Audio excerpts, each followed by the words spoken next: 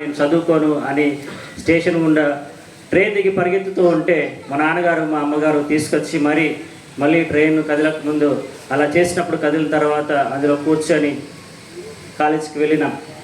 ఆ తర్వాత కాలేజీకి వెళ్ళి అక్కడ వారు నాతో పాటు ఒక రోజుండి తెల్లారి ఇంటికి వచ్చేసారు. నేను అక్కడే ఉన్నాను. ఆ మరుసటి రోజు రాత్రి నేను గోడ దునికి వచ్చేసాను ఇంటికి. ఈ చదవద్దు ఏదొద్దు సేవేంటి కథ ఏంటి అన్నట్టుగా. కానీ ఇంటికి వచ్చిన తర్వాత మా అమ్మగారు ఎప్పుడు వచ్చావు అని అడుగుతుంది అనుకుంటే ఎందుకు వచ్చానో అడిగింది. నేను దేవుడి కొరకు అప్పగించాను కాబట్టి నువ్వు వచ్చినా దేవుడి కొరకే బతకాలి, దేవుని సేవ చేయాలి అనేది.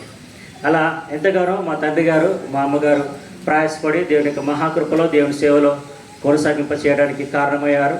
ఆధ్యాత్మికంగాను ఆర్థికంగాను తోడ్పడ్డారు.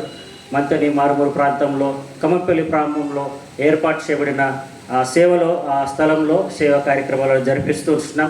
దయచేసి మా కొరకు ప్రార్థన చేయవలసిందిగా మనవి చేస్తున్నాం. ఈ సమయంలో నాతో పాటు నా టీం ఉన్నారు.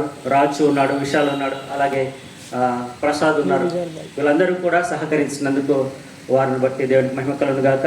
అలా సౌండ్ సిస్టమ్ను బట్టి, అలాగే శంకరన్ను బట్టి, అదేవిధంగా రోహన్